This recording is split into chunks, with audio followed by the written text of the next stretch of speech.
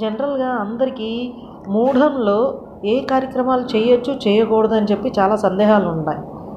కానీ ఈ సంవత్సరం ఏప్రిల్ 27 నుంచి ఆగస్టు 8 వరకు దాదాపు 3 నెలల పాటు మూఢం ఉంది.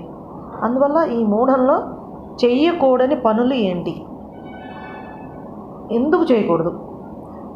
ఈ మూఢంలో ఏమవుతుందంటే శుభగ్రహాలైన గురువు శుక్రులు 2 గ్రహాలు కూడా చాలా బలహీనంగా ఉంటాయన్నమాట. దాన్ని బట్టి మూఢంలో వివాహాది శుభకార్యాలు జరపకూడదంటారు. అలాగే లగ్నపత్రాలు రాసుకోవడం కానీ, వివాహానికి సంబంధించిన మాటలు మాట్లాడుకోవడం కానీ చేయకూడదు.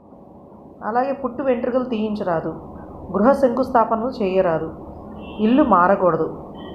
ఇవన్నీ చేయకూడని పనులు. మూఢంలో చేయవచ్చు అనే పనులు ఏంటంటే అన్నప్రసన్నలు కానీ, ప్రయాణాలు చేయడం కానీ, ఇంటి రిపేర్ వర్క్స్ కానీ, భూములు కొనడం అమ్మడం, అగ్రిమెంట్లు చేసుకోవడం చేసుకొనవచ్చును.